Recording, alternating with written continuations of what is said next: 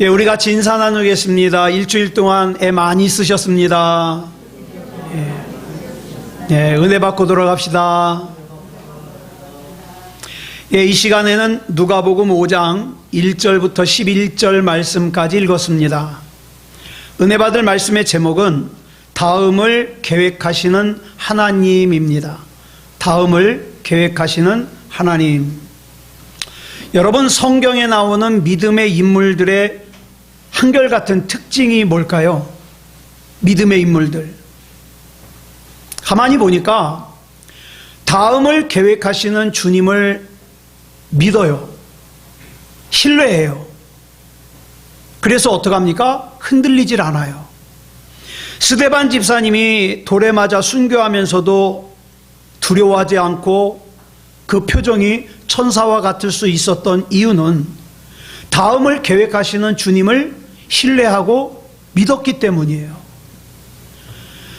다니엘이라는 사람이 사자굴 속에 들어가면서도 두려워하지 않을 수 있었던 이유는 다음을 계획하시는 주님을 신뢰하고 믿었기 때문입니다.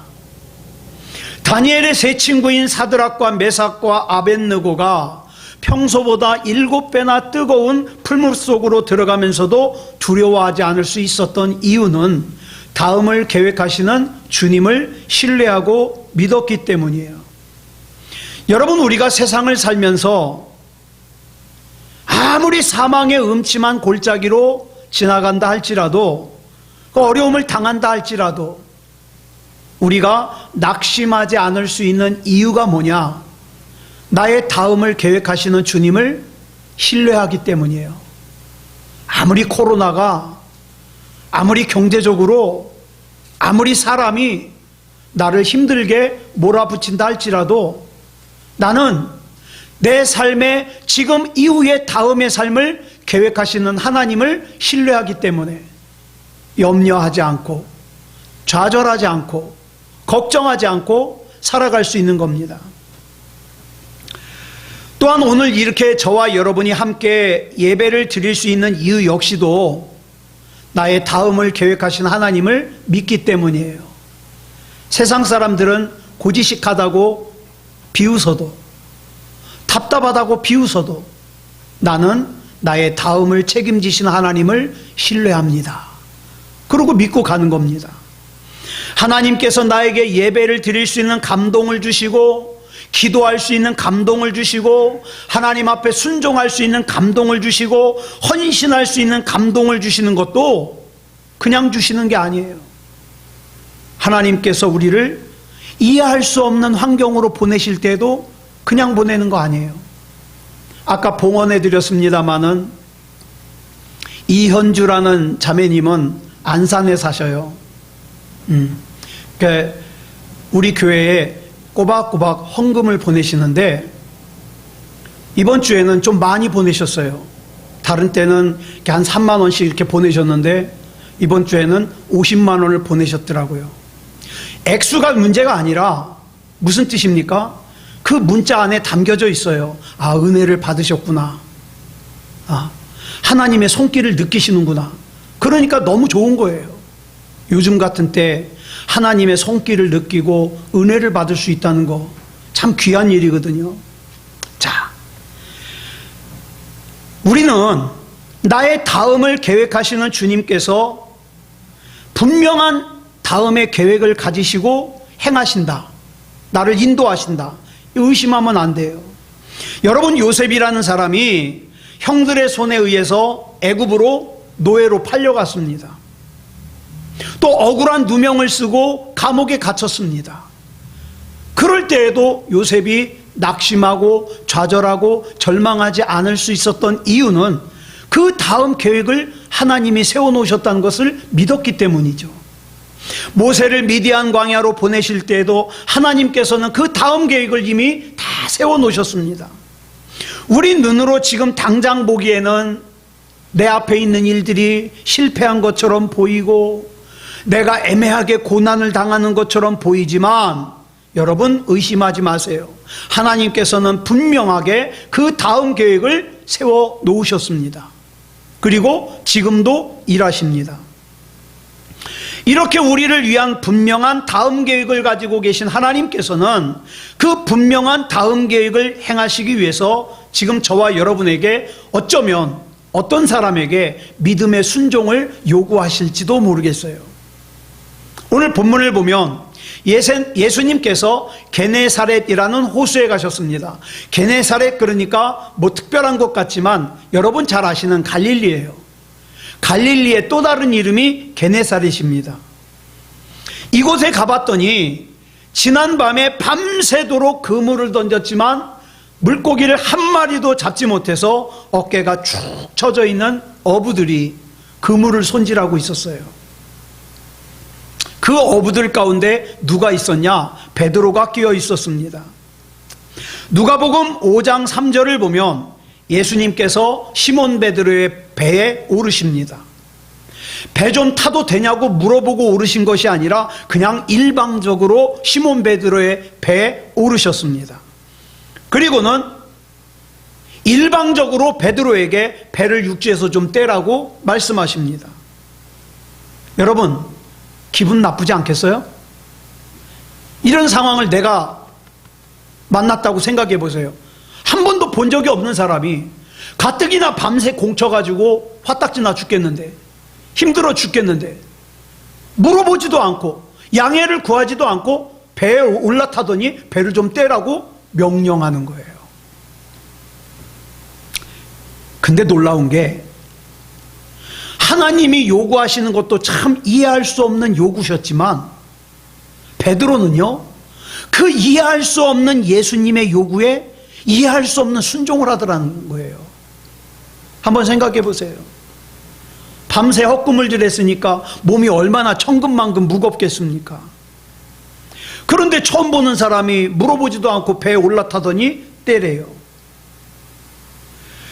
베드로는 뜬금없는 순종을 요구받았고 그 뜬금없는 순종의 요구에 순종으로 반응했다는 거예요. 이 순종으로 말미암아 시몬 베드로는 위대한 사도 베드로서의 발걸음을 출발할 수 있었던 거죠. 우리 주님께서는 이렇게 누군가에게 특별한 요구를 하실 때가 있습니다. 저도 여러 번 경험했어요. 특별한 요구를 하셔요. 하나님, 그건 아닌 것 같은데요. 그런데 영 끌끌해요. 불순종하기가 찝찝해요. 그런 요구를 하실 때가 있어요. 마태복음 21장 2절을 보면 예루살렘으로 입성하시던 예수님께서 두 제자를 보내시면서 이렇게 말씀하셔요. 시작. 너희는 맞은편 마을로 가라. 그리하면 곧 매인 나귀와 나귀 새끼가 함께 있는 것을 보리니 풀어 내게로 끌고 오라. 끌고 올 수 있나 상황을 알아보라는 게 아니에요. 양해를 구하라는 것도 아니에요. 그냥 끌고 오래요. 그냥 남의 거 끌고 오다가 도둑으로 오인받아가지고 낭패를 당하면 어떻게 해요? 그 다음에 3절은 더 이상해요. 같이 읽겠습니다. 시작. 만일 누가 무슨 말을 하거든 주가 쓰시겠다 하라. 그리하면 즉시 보내리라. 여러분, 성구사를 가잖아요. 이 교회 용품들을 파는 성구사를 가면은 이게 써 있어요. 주가 쓰시겠다 하라. 세상의 논리로는 말도 안 되는 순종을 지금 요구하십니다. 그러나 성경을 보면 주님께서 이런 말도 안 되는 순종을 요구하실 때 알아듣기 쉽게, 이해하기 쉽게 설득을 시키는 게 아니라 뭐예요? 그냥 순종하래요. 믿음으로 순종하래요. 그런데 우리는 어때요? 많은 경우에 주님으로부터 이런 요구를 받으면 먼저 날 좀 이해시켜 달라는 거예요. 하나님, 내가 왜 그래야 되는지 날 좀 이해시켜 주십시오. 설명을 요구해요. 자, 먹을 것을 전혀 구할 수 없는 벳세다 광야에서 예수님께서 제자들에게 남자 장정만 5,000명이 넘는 사람들에게, 그러니까 여자들과 아이들까지 합하면 더 많겠죠. 그 많은 사람들에게 뭐라 그래요? 제자들에게 너희가 먹을 걸 주래요. 먹을 걸 구할 수도 없는데. 앞을 못 보는 맹인에게는 뭐라 그럽니까? 실로암 못에 가서 눈을 씻으래요. 한쪽 팔이 말라서 움직일 수 없는 장애인에게는 그 말라있는 팔을 앞으로 내밀으래요. 태어나서 한 번도 걸어본 적이 없는 안진뱅이에게는 뭐라 그럽니까? 일어나서 네가 앉았던 자리를 들고 걸어가래요. 문둥병자에게는, 여러분 문둥병이 걸려있는 상태에서는 일반 사람도 만나면 안 돼요. 왜? 부정타니까. 더더군다나 제사장에게 가면 안 돼요. 그런데 문둥병자에게 뭐라 그럽니까? 가서 제사장에게 내 몸을 보이래요. 여러분, 여기 나오는 이 사건들을 가만히 보면 이 모든 요구는 문제를 해결하신 후에 뭘 요구하는 게 아니라 아직 문제는 그대로 있어요.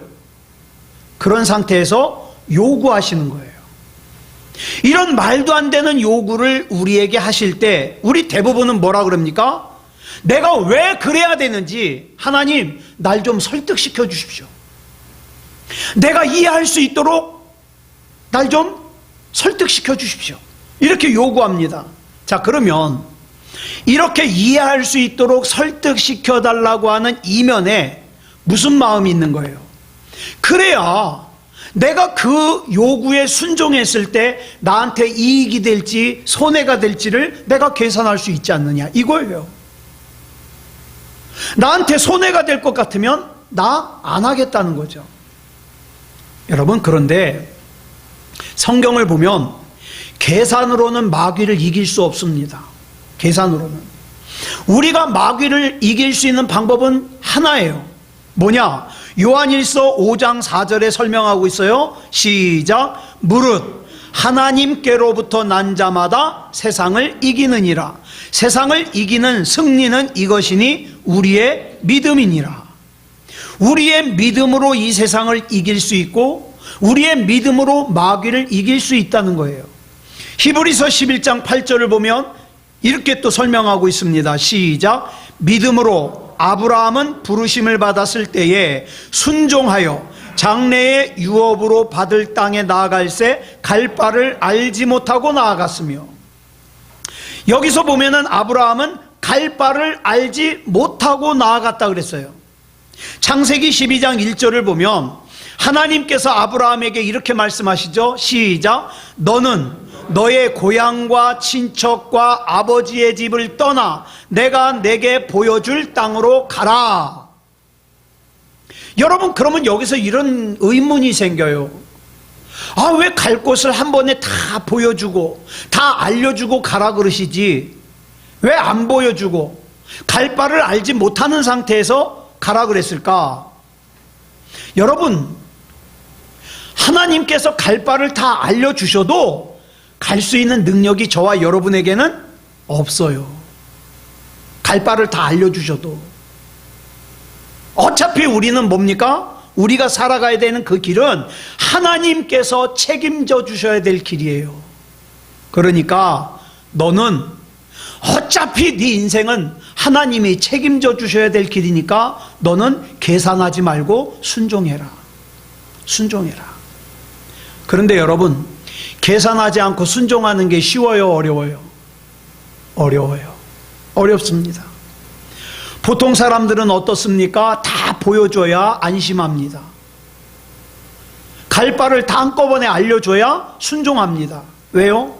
하나님께서 책임져 주시는 걸 신뢰하기보다 내가 이 길을 갔을 때 내가 이익이 되느냐 손해가 되느냐 이 계산을 더 신뢰하기 때문이죠.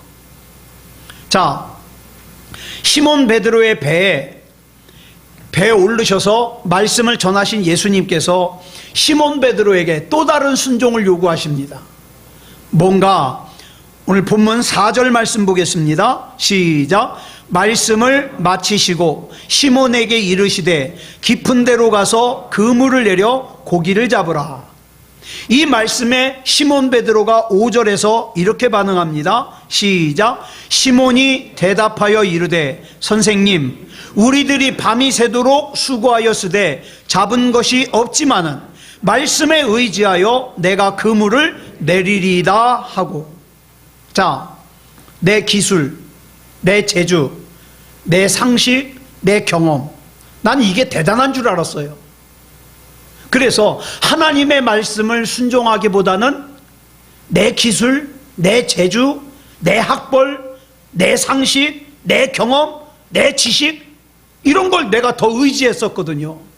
그러고 살아보니까 어느 순간에 보니까 내 손에 잡힌 게 아무것도 없어요. 밤새 그물을 던졌는데 빈 그물이에요. 네.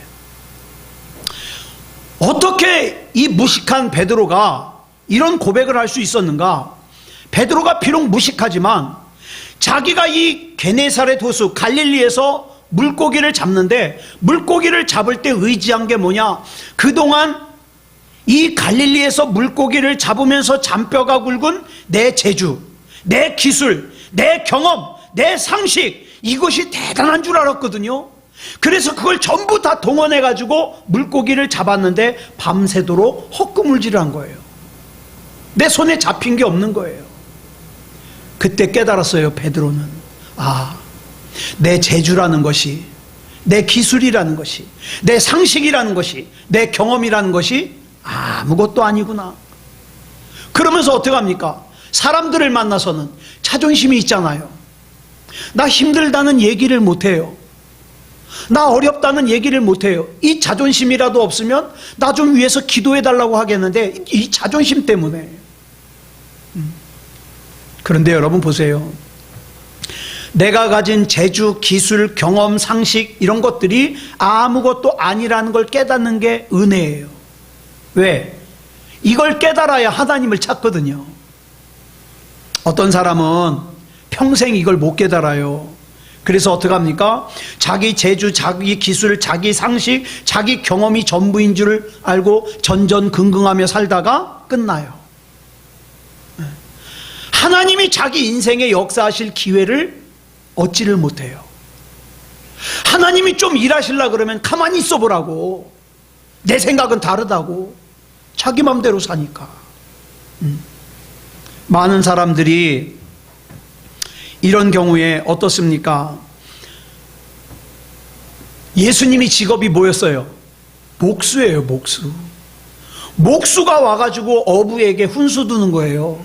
우리 흔히 하는 말 있죠. 불도저 앞에서 삽질한다. 번디기 앞에서 주름 잡는다. 목수 출신의 예수님이 와가지고 물고기를 깊은 데 가서 던져라 그러면, 내가 어부인데, 내가 태어나면서부터 이 짓을 했는데 당신은 목수 출신이잖아.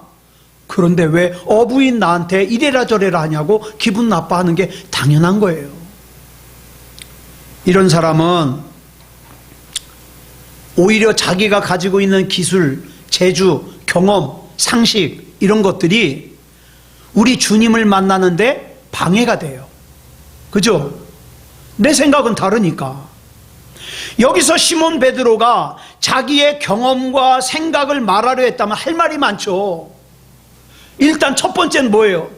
날이 밝으면, 어부들의 상식에 날이 밝으면 이 물고기란 놈들은 깊은 데 있다가 다 얕은 데로 올라와요. 이게 상식이에요.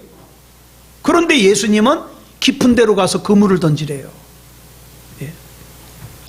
그런데 베드로는 자기가 알고 있는 어부로서의 상식보다 주님의 말씀에 의지하여 순종했습니다. 이게 귀한 거예요. 이게 귀한 거예요. 내 생각을 말하려고 하면, 내 의견을 말하려고 하면 끝이 없어요. 하나님, 이런 상황에선 이래야 되잖아요. 이게 정상이잖아요. 내 생각 말하려면 끝이 없어요. 끝이 없어.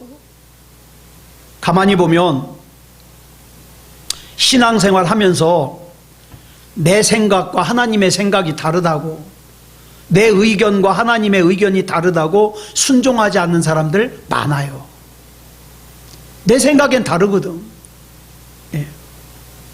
여러분, 이 세상에 자기 생각이 없는 사람이 어디 있겠습니까? 다 있어요. 다 있어. 그러나 우리 주님께서는 저와 여러분에게 넌 어떻게 생각하니? 너의 생각을 말할 것을 요구하시는 게 아니라 뭘 요구하십니까? 순종을 요구하십니다. 그래서 이해는 되지 않지만 내 상식으로 비록 설명은 되지 않지만 주님의 말씀에 의지하여 이해할 수 없는 순종을 했더니 기적을 경험하더라. 그래서 본문 6절을 보면 그물이 찢어질 정도로 물고기를 잡았다 그랬어요. 만약에 누군가 시몬 베드로에게 물어봐요. 아니, 당신은 어떻게 이렇게 물고기를 많이 잡았습니까? 지난밤에는 밤이 새도록 한 마리도 못 잡았는데 어떻게 이렇게 한 번 그물질에 이렇게 많이 잡았습니까? 그럼 뭐라고 대답할까요? 내가 이 갈릴리에서 잔뼈가 굵었다고 그럴까요? 내가 물고기를 잡는 기술이 얼마나 뛰어난데 이럴까요? 내 몸이 튼튼해. 내가 참 인간관계가 좋아. 이런 거 얘기할까요? 아니요. 정상적인 대답은 하나입니다. 나도 몰라요. 난 그냥 내 상식에 맞진 않지만 예수님의 말씀에 순종했더니 이렇게 많이 잡혔어요. 그러지 않겠습니까? 저는 이런 간증이 저와 여러분의 간증이 되었으면 좋겠어요. 하나님 앞에서 핏대를 높여가면서 내 생각, 내 경험 이거 주장하지 말고 그저 나는 주님의 말씀대로 살았더니 주님이 일하시더라. 이런 간증. 우리는 그저 말씀에 순종해서 그 말씀에 의지해서 어떻게 해요? 순종하고 용서하고 그물을 내리고 인내하고 그러고 살 뿐이에요. 일은 누가 하신다? 주님이 하신다. 주님이. 그러면 오늘 본문에서 시몬 베드로가 어떻게 순종을 했는가 잠깐 보겠습니다. 베드로의 순종에서 첫 번째로 우리가 알아야 될 것이 뭐냐면 본문 5절에 보면 뭐라 그랬습니까? 말씀에 의지하여 그랬습니다. 말씀에 의지하여.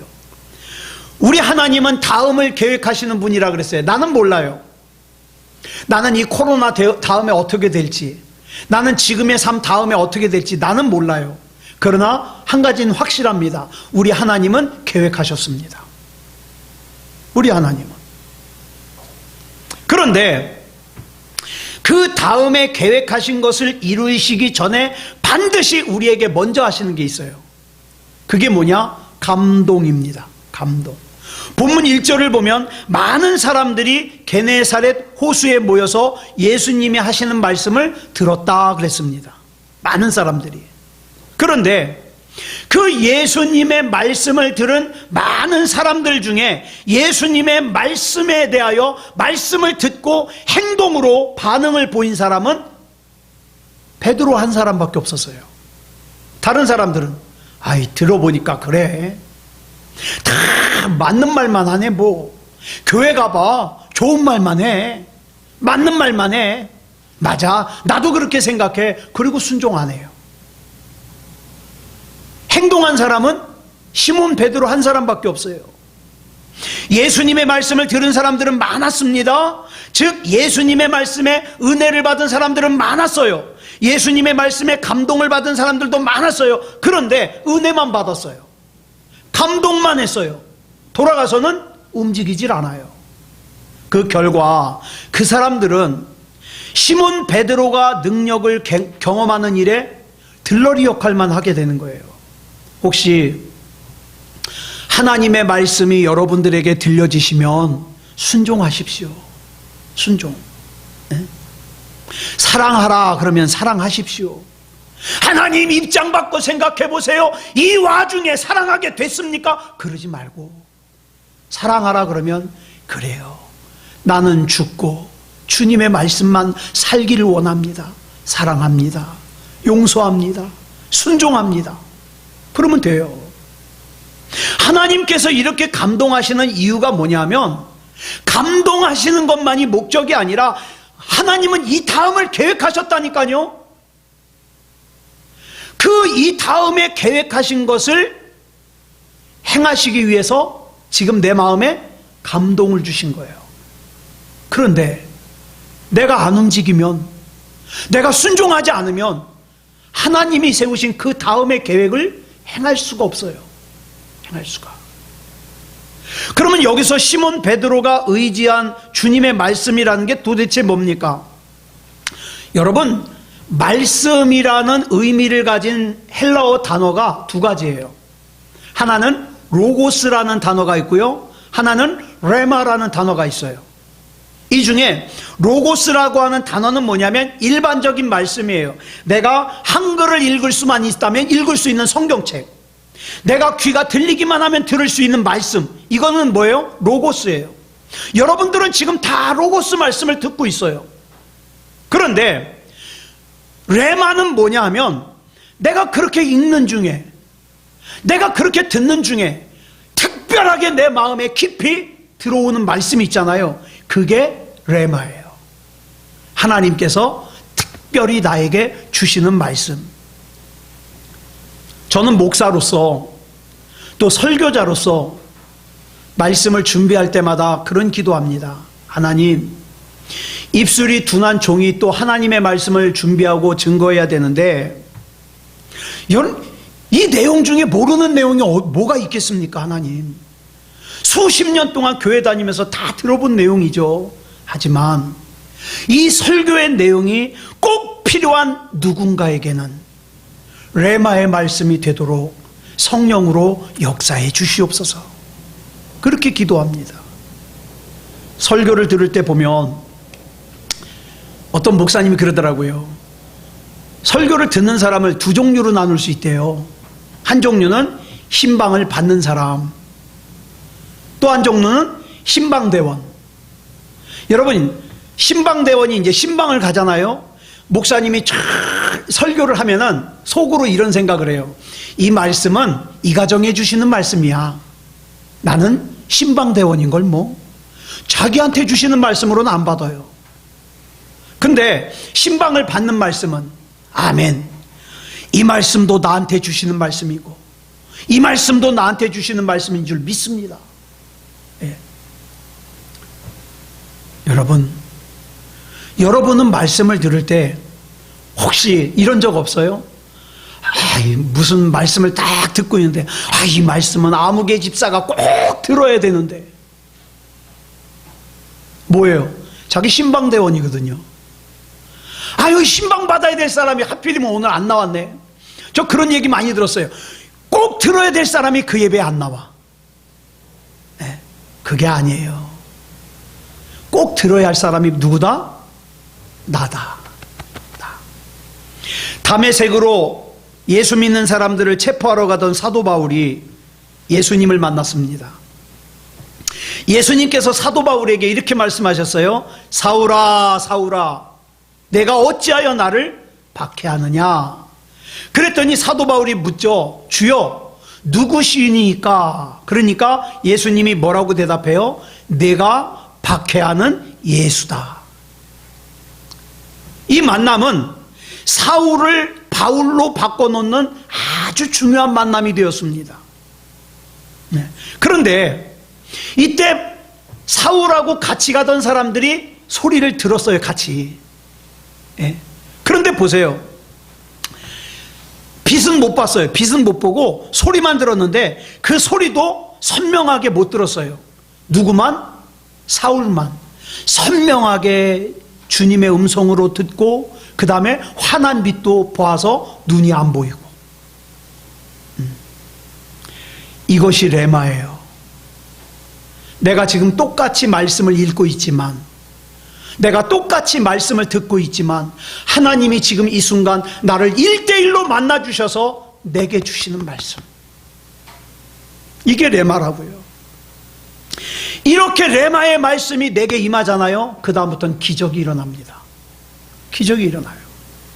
다른 사람들은 예수님의 말씀을 듣고 그 자리에서 감동만 하고 끝났지만, 은혜만 받고 끝났지만, 시몬 베드로는 그 말씀에 순종해서 사도 베드로가 되잖아요. 저는 저와 여러분에게도 하나님의 말씀이 특별한 말씀인 레마의 말씀으로 들려지기를 그리스도 예수님의 이름으로 축복합니다. 네. 데살로니가전서 2장 13절 보겠습니다. 시작. 이러므로 우리가 하나님께 끊임없이 감사함은 너희가 우리에게 들은 바 하나님의 말씀을 받을 때에 사람의 말로 받지 아니하고 하나님의 말씀으로 받음이니 진실로 그러하도다. 이 말씀이 또한 너희 믿는 자 가운데에서 역사하느니라. 어떤 말씀이 우리 가운데 역사한다고요? 사람의 말로 받지 아니하고 하나님의 말씀으로 받을 때 그 받은 말씀이 내 안에서 역사한다. 그리고 여기서 받았다는 것은 단순히 귀로 들었다는 뜻이 아니에요. 듣고 묵상하고 그 말씀대로 살기를 결단하고 내 삶으로 살아내는 거, 이게 들었다는 뜻이에요. 사무엘상 3장 10절을 보면 하나님께서 사무엘의 이름을 부르자 사무엘이 이렇게 대답합니다. 줄친 것만 시작. 말씀하옵소서, 주의 종이 듣겠나이다. 여기서 말하는 듣겠나이다 라는 뜻도 뭡니까? 단순히 귀로 듣겠다는 뜻이 아니라 주님이 지금 내게 말씀하시는 대로 내가 듣고 그대로 행하겠나이다, 이 뜻이에요. 행하겠나이다. 이렇게 하나님의 말씀을 받을 때 믿는 자 속에서 역사가 일어나요. 그 사람을 하나님이 책임지고 이끌어 주신다, 이 말이에요. 안 될 것 같은 상황 속에서도 하나님이 앞장서 역사하셔서 이렇게 세워주시는 기적이 일어납니다. 예. 그러니 우리는 뭐만 하면 돼요? 말씀대로 말씀에 순종하여. 그 다음 우리는 본문에서 시몬 베드로의 특별한 고백을 들을 수 있어요. 만약에 여러분이 시몬 베드로처럼 물고기를 많이 잡았다면 예수님께 뭐라고 인사하시겠습니까?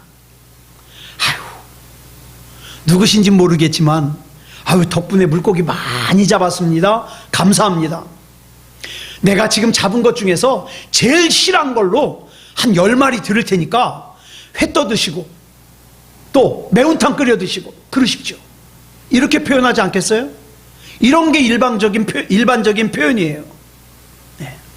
그런데 시몬 베드로의 반응이 특이합니다. 본문 8절 보겠습니다. 시작. 시몬 베드로가 이를 보고 예수의 무릎 아래 엎드려 이르되 주여 나를 떠나소서, 나는 죄인이로소이다 하니. 시몬 베드로는 물고기만 많이 잡은 것이 아니라 자기 자신을 발견했어요. 내가 어떤지. 네. 여러분, 거울을 보실 때 저는 그럴 때가 종종 있어요. 아, 내 표정이 왜 저러지? 제가 거울을 보면서 웃는 걸 연습해 보는데 아무리 웃어도 웃음이 안 돼요. 얼굴은 어떻게 되는데 이게 웃음이 아닐 때가 있어요. 왜 이러지? 회개합니다. 여러분, 요즘같이 바쁜 세상에 자기 자신을 보기는 정말 어려워요. 그런데 보세요. 이 베드로가 주님이 주님으로 보이는 순간 그 주님 앞에 서 있는 자기 자신의 모습도 보이는 거예요. 내가 얼마나 죄인인지, 내가 얼마나 추한지. 주님이 제대로 안 보일 때는 자기도 안 보여요. 그냥 자기가 지금 이렇게 사는 게 최선인 것처럼 보이죠. 그러니까 회개할 것도 없어요. 나만큼 열심히 사는 사람 있으면 나와봐. 열심히 사는 게 뭐가 죄야? 그러면서 살아요. 그러나 주님을 주님으로 볼 때는 달라져요. 네. 그렇기 때문에 주님을 똑바로 본 사람은 그대로 있을 수가 없어요. 시몬 베드로만이 아니에요. 시몬 베드로와 함께 물고기를 잡는 이런 경험을 했던 사람들이 어떻게 행동을 합니까? 본문 11절 시작. 그들이 배들을 육지에 대고 모든 것을 버려두고 예수를 따르니라. 주님을 진짜로 만난 사람은 주님을 따릅니다. 주님, 나를 살리시든 나를 죽이시든 나는 주님 겁니다. 따릅니다. 계산 안 해요. 그런데 여기서 우리가 중요하게 생각해야 될 것이 있어요. 요즘 많은 사람들이 생각하는 믿음이 좋다, 어떤 겁니까? 예수님을 믿어 물고기를 많이 잡아 부자가 됐습니다. 그러면 야, 저 양반 참 믿음이 좋아, 복 받았어, 그래요. 그런데 여러분, 거기서 멈추면 안 돼요. 영적인 부분까지 가야 돼요. 내가 영적으로 하나님 앞에 구원받은 사람인가?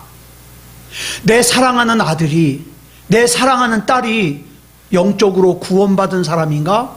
아닌가? 여기까지 가야죠. 모든 것을 버려두고 예수님을 따르는 거예요. 같은 내용을 기록하고 있는 마태복음 4장 22절을 보면 이렇게 말씀하고 있어요. 시작. 그들이 곧 배와 아버지를 버려두고 예수를 따르니라. 여기서 배와 아버지를 버린다는 건 뭡니까? 배는 생업이에요. 아버지는 가족이에요. 내 생업과 가족을 버려두고 예수님을 따른다. 그래서 신천지 같은 이단에서는 애들 꼬드겨가지고 식구들도 못 만나게 하는 거예요. 야, 성경에 이렇게 돼 있잖아. 네 가족을 버려. 만나지 마. 근데 그런 뜻이 아니거든요. 이건 그런 말이 아니라 가족을 버리고 생업을 버리고 야, 다 신학을 해. 목사가 돼. 그런 뜻이 아니에요. 무슨 뜻이냐? 우선순위에 주님이 계셔야 된다. 여러분, 주님을 잘 믿는 사람이 가족 사랑 안 할까요? 예? 주님을 잘 믿는 사람이 바른 생활 안 할까요? 주님을 잘못 믿으니까 가족 앞에서 이기적인 거예요. 주님을 잘못 믿으니까 사랑 못하는 거예요. 여러분, 예수님을 가장 귀하게 여기는 사람에게는 예배가 중요할 수밖에 없어요. 그런데 저는 오늘 본문 11절 말씀을 묵상하다가 이 버려두고라는 말에 참 생각을 많이 했습니다. 시몬 베드로가 예수님을 따라다니다가 예수님께서 십자가를 지시고 죽으셨다가 부활하셨는데 부활하신 예수님을 만났음에도 불구하고 어떻게 했습니까? 다시 갈릴리로 돌아갔어요. 그리고 어떻게 했어요? 물고기 잡았어요.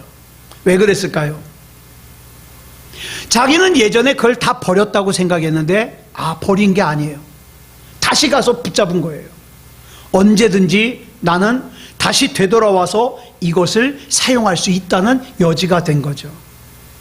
언제든지 나는 내가 토하였던 것에 다시 돌아갈 수 있다. 언제든지 나는 내가 떠나왔던 죄로 다시 돌아갈 수 있다. 이런 여지를 둔 거예요. 그러니까 3년 동안 예수님을 따르기는 했지만 나는 자기도 모르는 사이에 나는 언제든지 물고기 잡는 옛 생활로 돌아갈 수 있어. 이게 있던 거죠. 이것 때문에 하나님께서 여러분 이스라엘 백성이 출애굽을 한 다음에 툭하면 한 말이 뭐예요? 애굽에서 먹었던 거 먹고 싶어. 애굽에서는 이렇게 고생 안 했는데 야, 우리 저 모세 때려 죽이고 지도자 새로 세워가지고 애굽으로 되돌아가자. 툭하면. 예? 그러니까 뭐예요? 나는 버린 줄 알았는데, 나는 떠나온 줄 알았는데, 아니, 떠난 게 아니에요. 버린 게 아니에요. 여러분, 내가 완전히 버리지 못한 그것이 어느 순간에 내 발목을 잡고 나로 하여금 영적으로 앞으로 못 나가게 막아요. 예. 여러분 한번 생각해 보세요. 내가 영적으로 자라지 않으면 분명히 그 발목을 잡고 있는 게 있다니까요. 나는 해결한 줄 알았는데. 예. 그러니까 조금만 어려움이 와도 돌아갈까 말까 갈등하는 거예요. 떠날까 말까 갈등하는 거예요. 시몬 베드로도 자기는 버렸다고 생각했는데 완전히 버린 게 아니기 때문에 다시 되돌아갔잖아요. 말씀을 정리하겠습니다. 예수님께서는 그 다음의 계획을 가지시고 시몬 베드로를 찾아오셨습니다. 우리 주님께서는 우리를 위해서도 이 창원이를 위해서도 이 다음의 계획을 준비하시고 때로는 그것을 진행하기 위해서 나를 감동하셔요. 지금 당장 내가 처해 있는 상황은 최악인데 그 상황 가운데서 예배를 요구하시고 기도를 요구하시고 순종을 요구하시고 용서를 요구하시는 거예요. 이런 감동을 주실 때 어리석은 사람은 뭐라 그럽니까? 마음에는 원이로되 육신이 약해서 그러고 거절합니다. 그러면 나를 위해서 준비하신 이 다음의 계획은 아무것도 아닌 게 되는 거예요. 아브라함이 이삭을 번제물로 바치라는 이해할 수 없는 요구를 하나님으로부터 받았을 때 그 이해할 수 없는 하나님의 요구에 순종하지 않았더라면 여호와 이레의 하나님을 만나지 못했죠. 사랑하는 여러분, 이거 하나는 분명히 기억하시자고요. 하나님은 저와 여러분 사랑하십니다. 저와 여러분에게 분명히 반드시 가장 좋은 거 주시길 원하십니다. 이걸 믿으신다면 하나님께서 나에게 뭘 요구하셔도 어떤 감동을 주셔도 신뢰하고 순종하시기 바랍니다. 그러면 하나님께서 놀라운 일을 행하셔요. 놀라운 일을. 그래서 그런 일들을 경험하는 저와 여러분의 삶이 간증이 있는 삶이 되기를 그리스도 예수님의 이름으로 축복합니다. 기도하겠습니다. 사랑의 아버지 하나님, 감사합니다. 오늘 이 시간에 그 다음을 계획하신 하나님을 살폈습니다. 하나님은 우리를 골탕 먹이려고, 우리를 손해보게 하려고, 우리를 힘들게 하려고 우리를 인도하시고 감동하시는 분이 아니라 나를 위해서 예비하신 그 다음의 계획을 행하시기 위해서 우리에게 감동하시고 요구하시고 인도하심을 믿습니다. 하나님을 신뢰하여 끝까지 순종할 수 있게 하여 주시옵소서. 이 믿음을 찾아보기 힘든 시대에 하나님이 찾으시는 그 믿음이게 하시고 우리의 삶이 간증이 되어 나의 삶을 통하여 내가 믿는 하나님이 살아계신 하나님이라는 사실을 우리 주변 사람들에게 증거할 수 있는 그런 우리가 되게 해 주시옵소서. 마음속에 힘든 문제 가지고 있는 우리 교우들 있습니다. 하나님이 끝까지 책임져 주시옵소서. 얼굴에서 수심이 거두어지게 하시고 하나님이 앞장서 주셔서 기쁨이 되게 하시고 승리가 되게 하시고 간증이 되게 하여 주시옵소서. 모든 것을 우리 주님 앞에 맡겨드리오며 그리스도 예수님의 이름으로 간절히 기도드려 싸움나이다. 아멘.